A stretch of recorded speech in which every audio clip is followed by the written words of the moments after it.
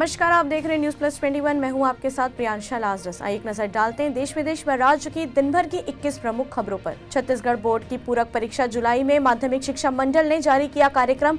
4 से 16 जुलाई तक 10वीं और 12वीं की परीक्षा। नुपुर शर्मा को मिली दिल्ली पुलिस से सुरक्षा, ट्विटर को भेजा पत्र। आम आदमी पार्टी के पीछे पूरी ताकत से पड़े हैं प्रधानमंत्री, बोले अरविंद केजरीवाल। रायपुर में पुजारी के पोस्ट पर बवाल। कश्मीर में हो रही हिंदुओं की हत्या को लेकर की थी टिप्पणी, एक गिरफ्तार। इंदौर में बेटी पैदा होने पर बीवी को 3 तलाक देकर घर से निकाला, आरोपी शौहर समेत अन्य पर एफआईआर दर्ज। दिल्ली में अगले 4 दिन तक आसमान से बरसेगी आग, आईएमटी ने जारी की चेतावनी। गांधी सेतु के उद्घाटन कार्यक्रम में तेजस्वी को नहीं बुलाने पर आरजेडी ने जताई नाराजगी, कहा उनके प्रयास से बना है पुल का दूसरा लेन। गुजरात में टैक्स फ्री की गई अक्षय कुमार की फिल्म सम्राट पृथ्वीराज। अमित शाह से मिलेंगे केजरीवाल, मांगा समय। गाजियाबाद में जगुआर ने 3 रेहड़ी पहाड़ी वालों को उड़ाया, डर कर गाड़ी छोड़कर भागे चालक। भर्ती घोटाले मामले पर फैसले से सुर्खियों में आए जस्टिस अभिजीत गांगुली से कश्मीर यात्रा में हुआ खराब व्यवहार, अमित शाह को लिखा पत्र। हम सीमा पर मौजूदा स्थिति में बदलाव को किसी कीमत पर बर्दाश्त नहीं करेंगे, मोदी सरकार के 8 साल पूरे होने पर बोले विदेश मंत्री जयशंकर।